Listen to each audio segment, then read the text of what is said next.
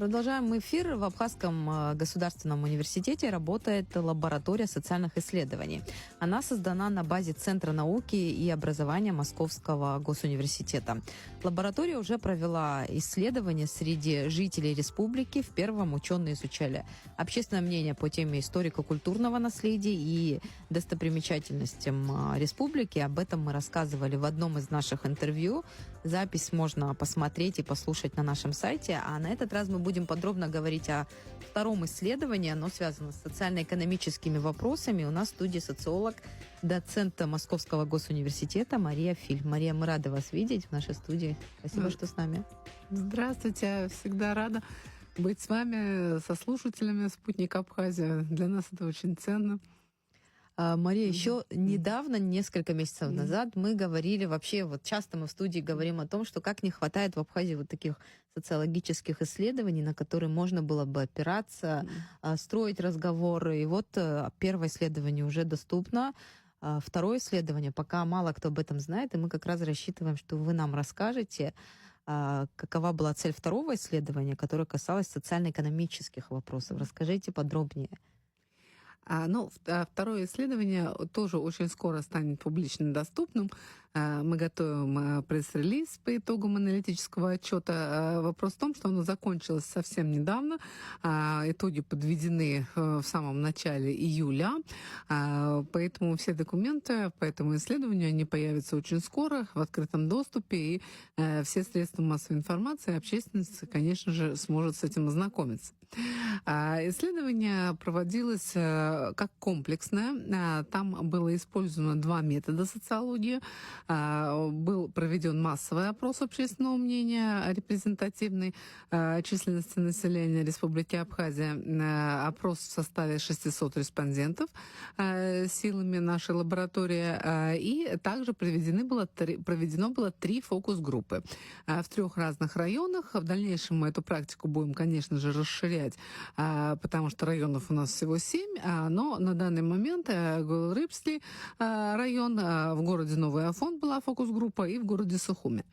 Поэтому в целом мы получили очень интересные данные. Особенно они интересны в контексте того, что у нас нет базы, на которой мы можем опираться. Нам надо сформировать сейчас вот эту базу, массив социологических данных для сравнения динамики ситуации.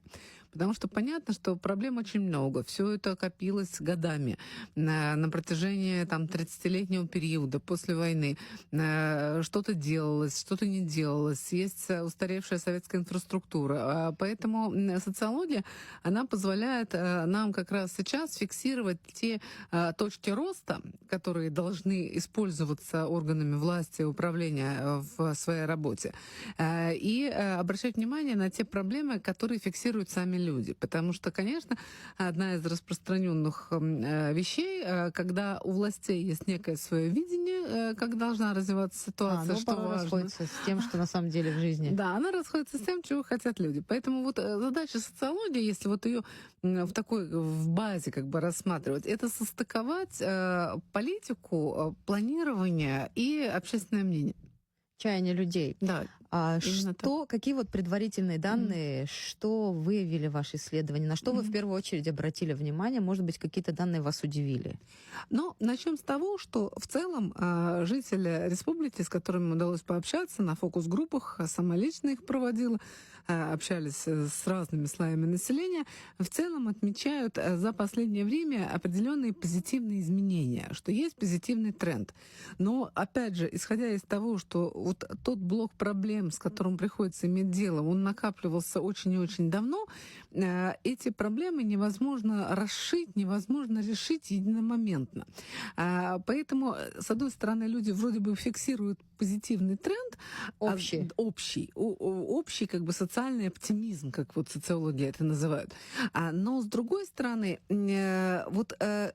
проблем так много, что хочется, чтобы все произошло сейчас и сразу, но так не бывает. Поэтому хочется, чтобы был некий общий, понятный для всех публичный, озвученный, обсужденный план развития, который даст какую-то большую социальную уверенность, что все будет развиваться в правильном направлении. С одной стороны, есть признание, что ситуация меняется к лучшему, а с другой стороны, есть опасения, как бы это все опять вот не закончилось, там вектор не изменился. То есть хочется стабильности. На самом деле Нет общество... уверенности в будущем. Сейчас они констатируют, что жизнь меняется, изменилась, но уверенности в будущем у них нет. А вот на какие конкретно проблемы они обращают ваше внимание? Если вот по блоку проблем, то в массовом опросе на первом месте была проблема, связанная с наркотиками. Потом, конечно, транспорт, благоустройство. Благоустройство, оно у нас вообще очень интересно по рейтингам гуляет. То есть, с одной стороны, люди признают, что сейчас власти очень много делают для того, чтобы именно проблему благоустройства оптимизировать. И есть тут вклад России определенный, и вот совместные усилия Абхазии и России в этом направлении очевидны для многих. Но при этом хочется людям, чтобы власти больше обращали внимание на проблемы безопасности. И что немаловажно, на мой взгляд, на общее благосостояние социальной среды. Вот есть такое понятие инфраструктура для жизни. То есть это не просто благоустройство, которое выражается там в постройке там конкретной детской песочницы, благоустройстве парка, там покраске фасада, а это создание некой системной инфраструктуры, которая будет для людей делать жизнь более комфортной. То есть это такое, выражаясь научным языком, синергетическое понятие, когда вот человеку должно быть просто удобно, комфортно находиться в той социальной среде, где он живет, там, начиная от инфраструктуры шаговой доступности в виде магазинов, каких-то, может быть, маркетплейсов, почему нет, детских учреждений, дополнительного образования для детей, об этом тоже на фокус-группах нам очень многие люди говорили, женщины в основном, что вот именно системы дополнительного образования для детей как таковой не существует, есть отдельное проявление, но это не носит вот системного характера. Конечно же, это транспорт. Удобный, доступный, потому что даже применительно к столице, городу основному, тут есть моменты, связанные с недостаточной доступностью некоторых районов в плане транспорта. То есть вот эта вся система жизни, она должна распространяться не только на города. Это, конечно, сельская местность. То есть это устранение социальной диспропорции. Но задача очень и очень масштабная. Но запрос, мне кажется, вот вы примерно считываете, о чем говорят люди, чтобы вот эта вот жизненная среда, которая окружает человека, она была для него максимально дружелюбной. Вот ее нужно к этому привести. Это и образовательные учреждения, и дополнительное образование, какие-то досуговые, и те же пандусы, тротуары. В общем, это такой комплекс мер. Это комплекс именно, что это не одиноко стоящий детский сад, это не отремонтированная школа, а вот чтобы все это было сплетено в определенную систему действий, которая приведет уровень жизни к тем стандартам, в которых современный человек нуждается. Но это одна из проблем, на которую ваши респонденты обратили внимание.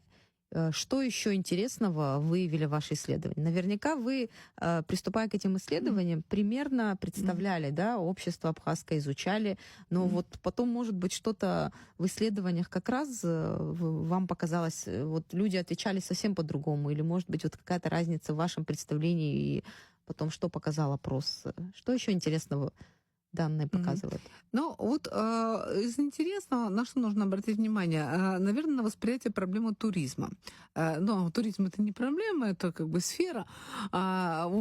Тут есть определенный момент, связанный с тем, что наши представители частного сектора по нашим ощущениям, как социологов, испытывают недостаток в дополнительной информации, возможно, в дополнительном обучении по системе современного гостеприимства, туризма, чтобы сделать свои объекты более привлекательными для тех туристов, которые приезжают, в частности, из России. Потому что, конечно, Абхазия, она, безусловно, на уровне Советского Союза, по отзывам моих, по крайней мере, коллег, знакомых, была номером один среди всех курортов. То есть это не просто одна из всесоюзных здравниц, а это вот всесоюзная здравница номер один. Это, Не зря здесь столько дач руководителей СССР. Однозначно. Все сюда стремились, включая даже последнего генсека, не только там его далеких предшественников. Но вот этот вот уникальный рекреационный, исторический, который мы использовали в предыдущем исследовали потенциал, его необходимо правильно сейчас преподнести новой аудитории, потому что, конечно, современный человек, он тоже обладает определенными уже такими, скажем так, стереотипными какими-то представлениями, в том числе и об отдыхе в Абхазии, которые сложились в том числе и под влиянием средств массовой информации.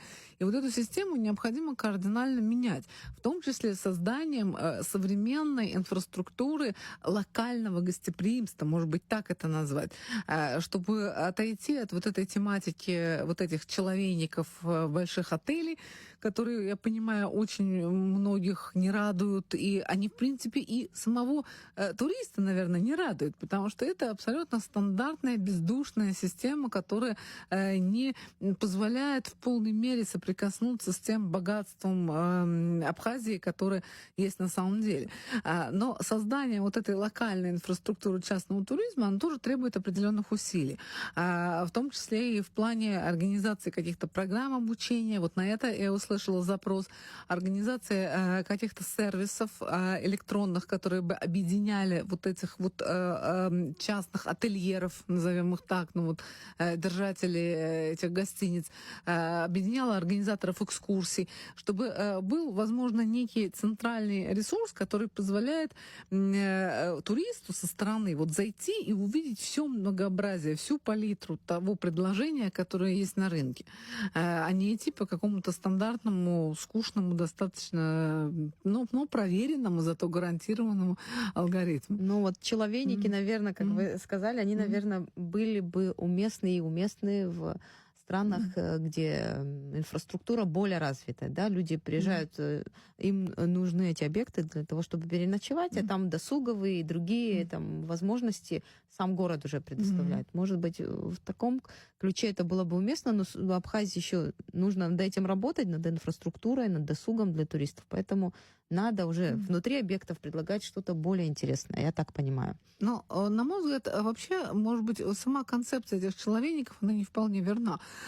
Тут, судя по тому, что мы обсуждали, имеет смысл работать с малым индивидуальным предпринимателем, собственником апартаментов, как бы, или гостиниц домашних, там, домов, комнат, чтобы эти люди были более подготовлены к приему гостей, и чтобы они были, как сейчас уже это неизбежно, объединены в некую социальную сеть, где вот этот вот человек, выбирающий тур, мог бы увидеть все предложения, мог бы увидеть отзывы, мог бы увидеть какие-то альтернативы, чтобы вот именно вот больше к локальному уровню идти, а не к вот созданию а-ля там турецкие вот эти пластмассовые отели такого варианта. Потому что нет, есть турист, который под это заточен, но в то же время с учетом того богатства культурного, которым располагает Абхазия, природного, у нас тоже запланировано еще исследование по природным достопримечательностям,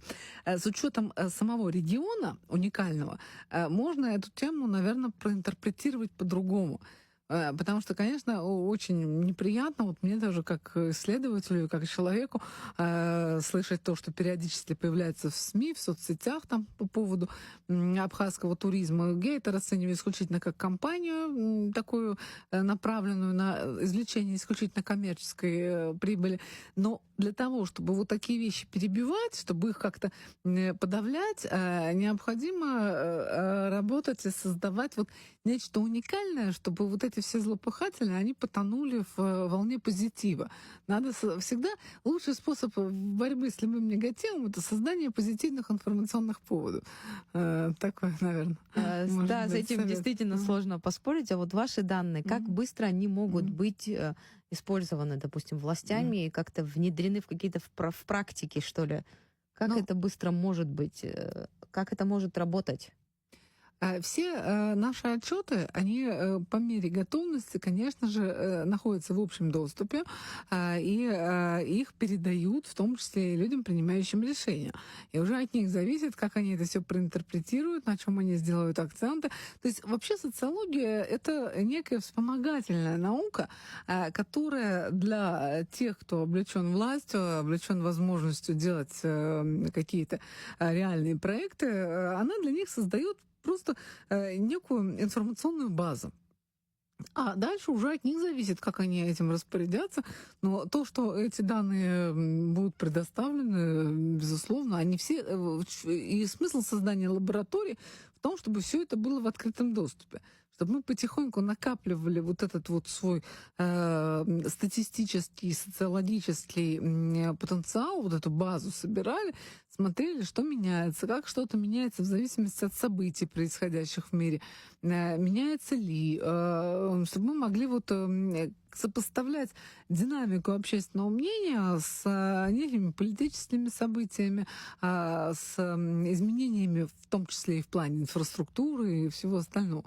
Поэтому тут это все предельно открыто.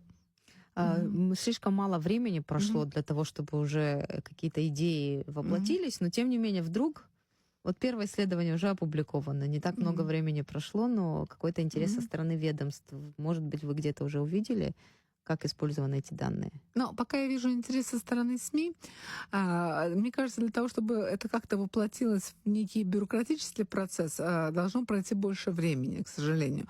Возможно, те малоизвестные или недостаточно популярные исторические достопримечательности, которые были в первом исследовании, они будут получать большую поддержку. Будет составлена какая-то новая программа популяризации мест, в том числе и для внешнего туриста. Тут в целом вопрос об имидже абхазского туризма, наверное, вот об этом ставится вопрос, потому что его, к сожалению, очень многие позиционируют не в лучшем ключе, в вполне корыстных интересах. Надо вот просто быть в этом уверенным, что за какими-то большими медийными компаниями всегда стоят чьи-то частные, как бы вполне такие финансовые интересы. Но это же все можно перевоплотить, это все можно переписать, тем более, что здесь есть на чем писать, здесь есть база вот эта колоссальная база в плане исторических объектов, в плане природных достопримечательностей, в плане очень хорошего отношения граждан Абхазии к приезжающим туристам. И вот это все надо каким-то образом просто двигать более широко, в том числе через средства массовой информации, чтобы российский турист, он понимал, что когда он сюда приезжает, он получает не только пляжный отдых, он получает очень много всяких бонусов дополнительно, в том числе и такого вот образовательного характера. То есть, чтобы ехал тот контингент, кто заинтересован в саморазвитии. Здесь же очень много таких локаций, которые позволяют именно на этом сделать акцент. Да, культурно-образовательный туризм, он, кстати, тоже развивается. Тут и научный туризм, и археологические раскопки, и другие виды исследований, совместные абхазо-российские исследования здесь проводятся. И интересный подход, а вот эти исследования, они влияют на само общество, как вам кажется?